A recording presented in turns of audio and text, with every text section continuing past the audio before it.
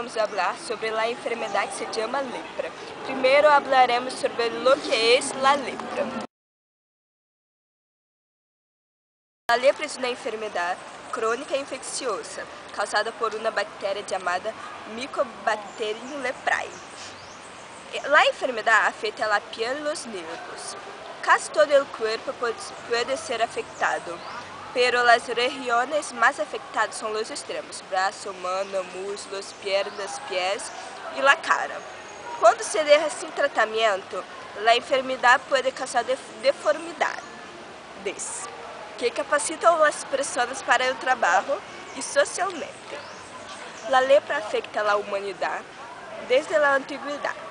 No passado era comum em todos os continentes e deixou uma imagem assustadora de mutilação, fazendo com que os enfermos de lepra sofressem rechazo e segregação por la sociedade. La principal vía de transmisión es respiratoria. Los pacientes sin tratamiento eliminan los bacilos a través de las vías respiratorias, sea por las secreciones nasales, gotas de saliva que salen al hablar o toser. Este bacilo que se suspende en el aire durante unos segundos puede infectar a una persona cerca y desarrollar la enfermedad. Hay que destacar que los pacientes en tratamiento regular con medicación no transmiten la enfermedad.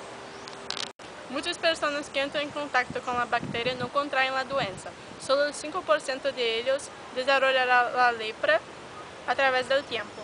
Factores relacionados com a genética humana e o sistema imune determinarão se uma pessoa contrairá ou não a enfermidade depois do contato com o bacilo de Hansen. O período de incubação da lepra é largo, de 3 a 5 anos. O período de incubação é o tempo requerido para o desenvolvimento dos primeiros signos e sintomas da enfermidade depois da exposição ou contaminação com o bacilo. Los síntomas de la lepra tuberculoide son la presencia de algunas lesiones bien definidas en la piel con tumefacción. Los síntomas de la lepra lepromatosa son la nariz crónicamente tapada y muchas lesiones y nódulos en la piel de ambos lados del cuerpo. Generalmente, los síntomas de la lepra tuberculoide tardan alrededor de 4 años y los síntomas de la lepra lepromatosa alrededor de 8 años. Entre algunos países hispanoamericanos hay diferencias cuanto a la distribución de la contaminación de lepra. Por ejemplo, en Argentina desde hace 10 años atrás se detectan anualmente entre 400 y 500 casos nuevos de lepra. Eso se debe a la proximidad de las provincias del norte, en las cuales hay un gran nivel de contaminación, y también al fuerte flujo de migraciones internas en este país, que puede llevar a una nueva epidemia a cualquier momento en cualquier punto de Argentina. Ya en España, por ser un país desarrollado y con buenas condiciones de salud pública, se diagnostican entre 15 y 22 casos por año.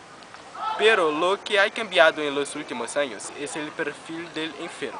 La inmensa mayoría de los 22 casos detectados en 2009, lo que sea aproximadamente 9 en cada 10, fueron en extranjeros que seguramente llegaron a España con la lepra ya adquirida.